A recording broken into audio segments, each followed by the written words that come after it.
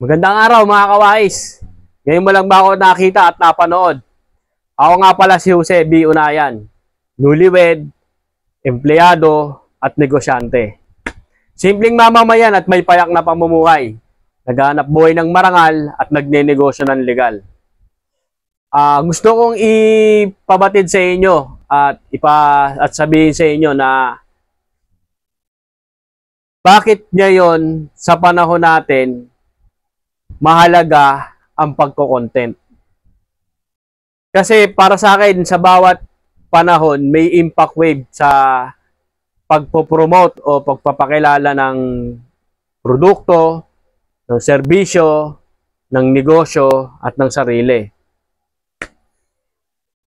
Mayroong print media, may mass media, may multimedia, at yung panahon ngayon, meron ng social media platform.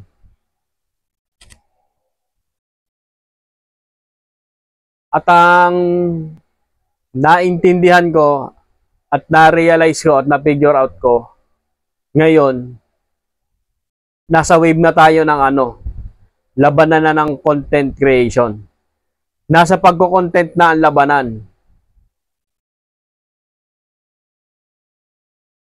Una, sa pagko-content, mabibuild mo yung branding, sariling branding. Pangalawa, ang pagko-content, libre. Wala ang babayaran. Mas na may ma-create kang content, post mo lang, upload mo lang, ganon. Tsaka total naman, ang pinag-uusapan natin ay pagko-content. Mas maganda yung original content. Hindi yung kung ano-ano ng content, yung lalo na kung immoral. Wag ganon. Tsaka dito sa atin, sa Pilipinas, walang batas na nagbabawal na mag-content ka na may positive outlook.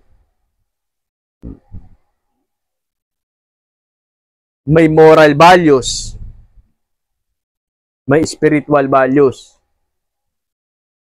at iba pa na mabubuting bagay. Ngayon, ang kino-content ko, ito, yung aking sarili, maging yung buhay ko pag ninegosyo, tulad ng pagiging insurance manager o financial advisor. Yan yung kino-content ko. Kung paano siya tumatakbo, kung paano gumagana. Kaya, nandiyan yung aking YouTube channel. Makikita mo dyan. Magpa-flash yan. Yung YouTube channel ko, yung Insura Vlogs, at yung aking Facebook page, yung Partonayan series. Dyan sa dalawang platform na yan, ang ipinagsisigawan ko dyan, at ang tinatalakay ko dyan, tungkol sa insurance. Sapagkat nakita ko na at napatunayan ko na gumagana sa isang individual, sa isang pamilya, sa isang lipunan, sa isang komunidad, sa isang ekonomiya, sa isang bansa, na ang insurance ay kailangan. Gumagana siya. At yung pinaniniwalaan kong life insurance and non-life insurance are complement. Gumagana talaga yan. Diyan sa dalawang platform na yan. Diyan ko yan sinapahayag. Diyan ko yan pinababatid. Yun yung ginagamit kong tools. At iyan din yung pinaniniwalaan ko. Tsaka, pag napanood mo yung aking mga content, doon iisa-isahin ko at tatalakayin ko pa kung paano gumagana ang insurance sa buhay at sa kapaligiran. Ultimo yung hawak mong cellphone, may insurance yan, kawais. At kung paano nagtutulong-tulong yung non-life insurance at life insurance sa isang individual o sa isang pamilya, sa isang bansa, nagtutulong-tulong yan. At ang matindi pa dyan, tinatalakay ko at tatalakayin ko pa yung nilalaman mismo ng kontrata.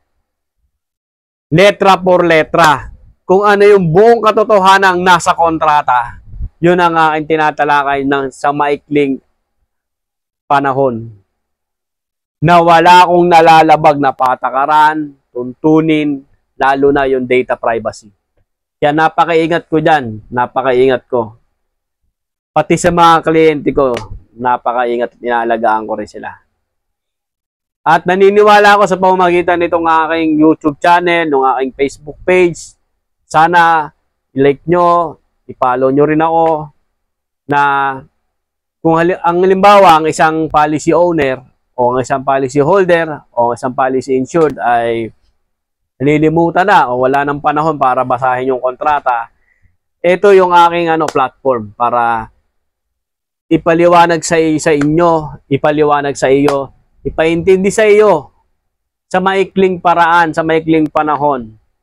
Maikli pero malaman, madali mo mauunawaan ang insurance. At napakahalaga nito sa buhay at sa ating lahat. Isa pa,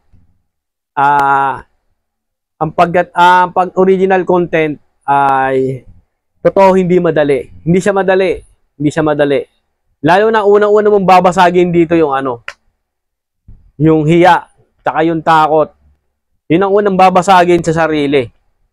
Tsaka hindi yan gagawin ng upline o hindi rin gagawin ng nag-recruit sa'yo. Ako, sa sarili ko, ikaw sa sarili mo ang magdidesisyon yan at gagawin yan. Paano mo babasagin yung hiya na yan? Yung hiya na pagharap sa camera, yung hiya na pag-upload ng iyong video na ginawa no. Yun, pati yung nasa isipan na ano lang sasabihin sa akin ng ibang tao. Yun yung mga babasagin talaga sa pagko-content sa sarili. Hindi madali yun. Lalo na sa isang mahiyain o kaya naman yung basta ganon. Yun yung unang tatlo talagang challenging sa iba.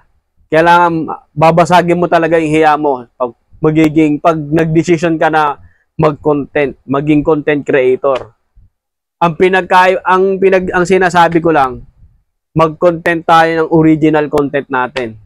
Kung ano yung pinaniniwalaan mo, kasi sa pag-content, masasabi mo lahat eh. Lahat ng pinaniniwalaan mo, lahat ng prinsipyo mo, masasabi mo.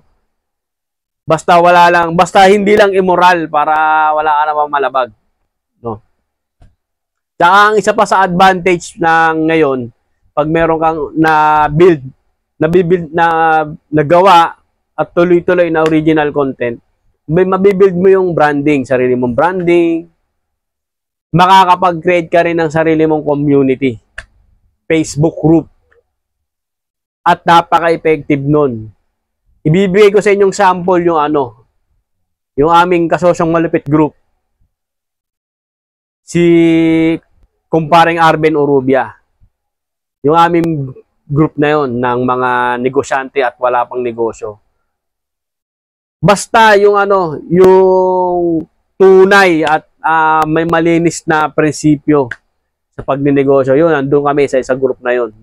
At nagpa-participate ako doon sa group na yun. Kaya sinasample ko sa inyo.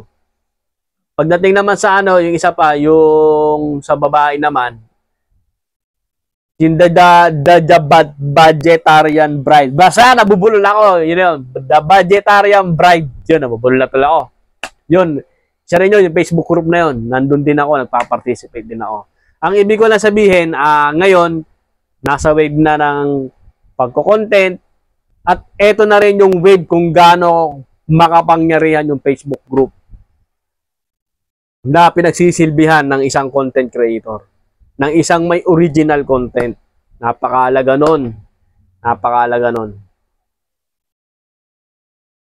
Kaya, kung hanggang ngayon, nagdududa ka pa sa sarili mo kung kaya mo gumawa ng ganito at i-promote yung negosyo mo, kasi normal sa ating mga negosyante na talagang laging nagsasalita. Kasi una-una, pag umpisa pa lang ng oras ng trabaho, pag umpisa pa lang ng pagtakbo ng negosyo, kakausapin mo yung empleyado mo, kakausapin mo yung supplier, kakausapin mo yung customer, kakausapin yung business partner mo.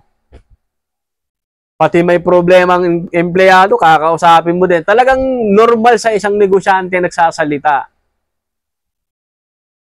Kaya hindi dapat tayo mahiya ano man yung ginagawa nating business. Tulad ko, isa akong insurance manager, isa akong financial advisor.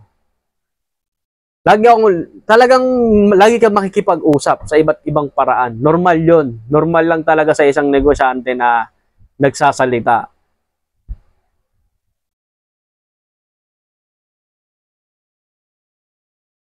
Kaya hanggang ngayon ay mahihain ka pa rin, mga kawais, ito na yung panahon. Makipagsabayan na tayo sa wave ng content creation. Mag-content tayo ng original content na may positive outlook, may moral values, may etiketa, legal, at naaayon sa iyong pinaniniwalaang pang-spiritual. Kung ano ka, may ilalabas mo yan sa pamamagitan ng pagko-content. At kung may maniniwala man sa'yo, sila yung mga taong may impluwensyahan mo.